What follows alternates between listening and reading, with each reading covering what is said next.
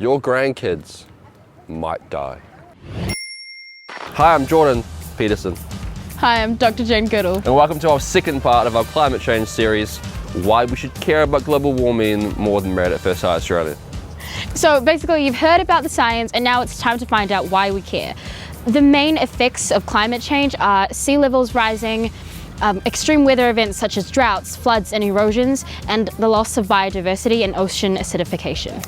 Yeah, so the main effects in New Zealand is that on the west coast it'll become even more wet and miserable than it already is, whereas the east coast will start to experience more droughts. Now if that happens, how we ensure there's enough food for both ourselves and the export market, how we make sure everyone gets fed, how will farmers earn a living, and how we Instagram pictures of the rain. As resources become scarce, how do we allocate them and stop conflict from arising? Although it might be bad for us here in New Zealand, millions of other people around the world's homes will be simply unlivable. These people are called climate refugees, and the number of them might be bigger than any refugee crisis ever before seen.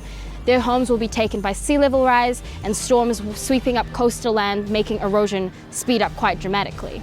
And although we might like a bit of beach weather, so do nasty things like mozzies and other diseases. Yeah, so hang on a minute, this does not sound like the world's going to explode in a burning ball of flames. And why should we work to reduce emissions if scientists aren't exactly sure about what the weather will look like in the year 2050?